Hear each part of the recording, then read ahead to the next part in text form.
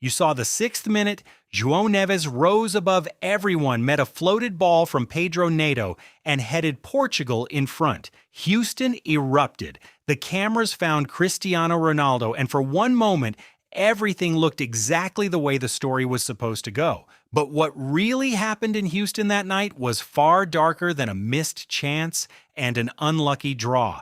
Because by the time the final whistle blew, Portugal had not beaten the Democratic Republic of Congo. They had been held 1-1, and a team most of the world could not have placed on a map a week earlier walked off with a point that one broadcaster called one of the greatest shocks the World Cup has ever seen. How does that happen? How does a side built around the most prolific scorer in the history of international football fail to break down a team playing in only their second ever World Cup match? Stay with me, because the answer is not what the highlight reels told you.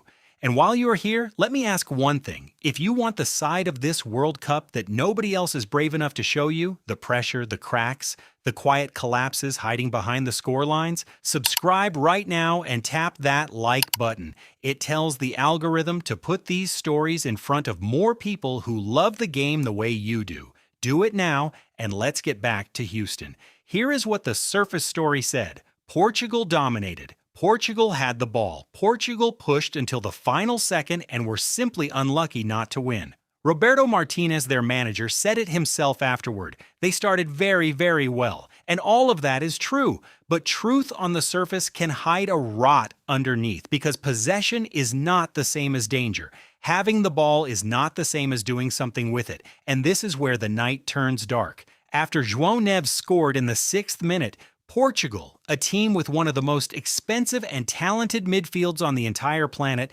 managed just 6 more shot attempts for the rest of the match. 6 in 84 minutes, against a side they were supposed to sweep aside without breaking sweat. Sit with that number for a second. What does it tell you when a team takes an early lead and then slowly, quietly stops creating anything at all?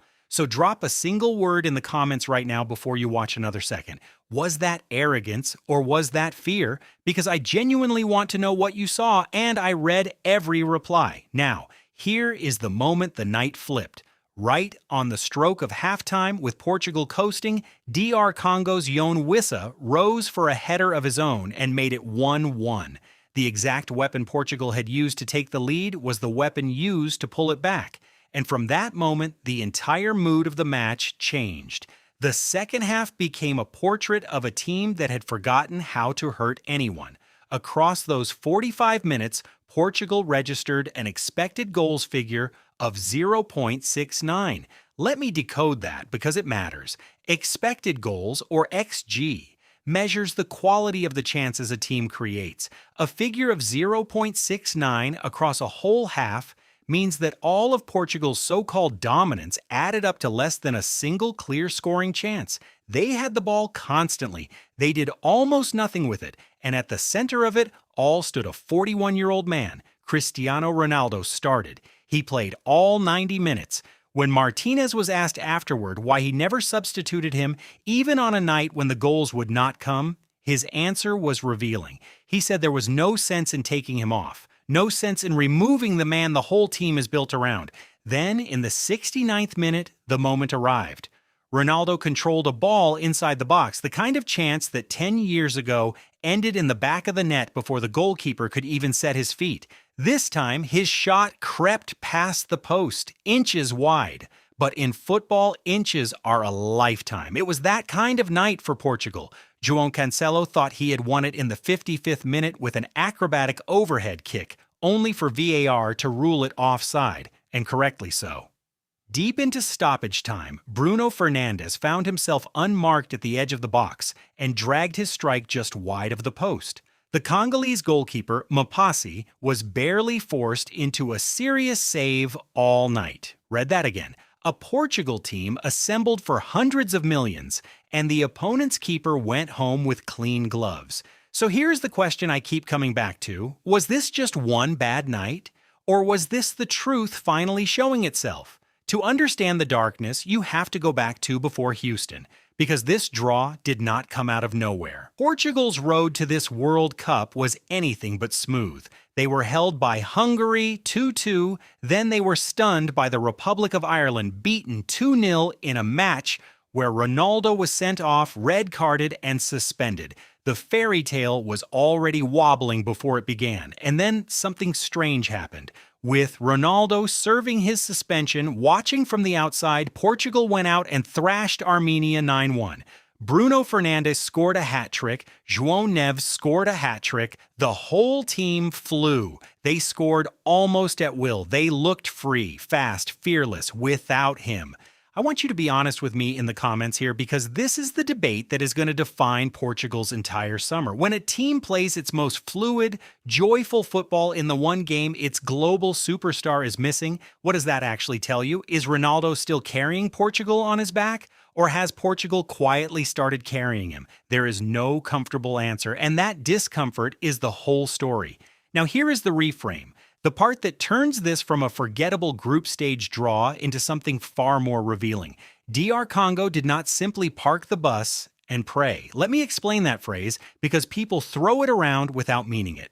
Parking the bus means a team drops every single player deep, defends their own goal with their lives, and just hopes to survive 90 minutes of pressure. That is the lazy explanation for what happened in Houston, and it is wrong. The Leopards did something smarter. They read Portugal. They studied a team that wanted to walk the ball into the net, a team that leaned on one aging icon to conjure the moment of magic, and they made a cold, tactical decision. Stay compact, stay organized, refuse to panic. Let Portugal pass the ball sideways until their legs and their patience ran out, and then the instant a Portuguese attack broke down, turn their goalkeeper into a launch pad and sprint the other way.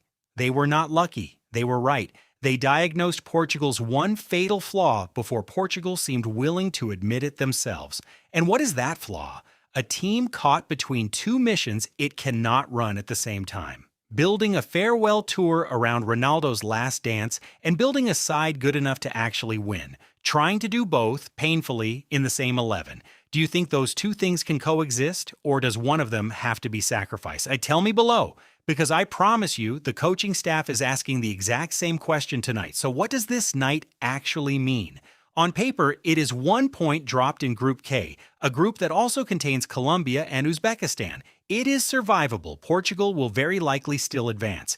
The expanded format makes it almost forgiving, but look one layer deeper, the way this channel always does. This is Ronaldo's 6th World Cup.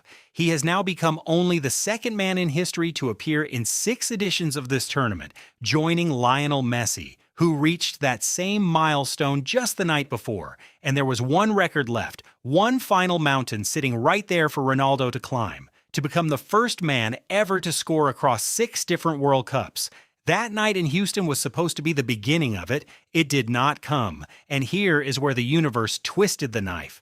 The night before, Ronaldo blanked against a debutant defense, Messi, the man whose career has been measured against his for 20 years, walked onto a World Cup pitch and scored a hat trick. 3 goals. One man rolling back the clock. The other man, the same age bracket, unable to beat a goalkeeper who was barely tested. I am not telling you what to feel about that, but I am asking, after a night like that, who would you rather have leading your team into a World Cup right now? Put the name in the comments, one word. Let's see where this audience really stands, because the most prolific scorer his country has ever produced, a man with 143 goals for Portugal, the all-time leading scorer in the history of World Cup qualifying, stood on the biggest stage of his final tournament and could not find a way through. And this is the part that should give every Portugal supporter a cold feeling in the stomach. The story they were promised was a fairy tale. The hero rides out one last time and lifts the one trophy his country has never won in 7 straight attempts. But a fairy tale only works if the hero can still do the thing that made him a hero in the first place. What if he can't anymore? And what if the people around him are too loyal, too sentimental, or too afraid to say it out loud? I want your most honest take on this one. If you were Roberto Martinez, would you build this team around Ronaldo's goodbye or around winning the tournament? Because the truth nobody wants to admit is that you may not be able to do both. Tell me exactly what you would do and tell me why. DR Congo did not beat Portugal that night, but they did something more dangerous than a win. They showed the entire world the cracks. They turned what was supposed to be the opening scene of a coronation into a question mark. And every other team left in that group was watching, taking notes, learning the blueprint. You saw the 6th minute, you saw the header, the leap, the celebration, the story unfolding exactly as it had been written for years. What you did not see was that it would be the last time all night Portugal looked like themselves. And maybe, just maybe, the quiet moment their fairy tale began to end.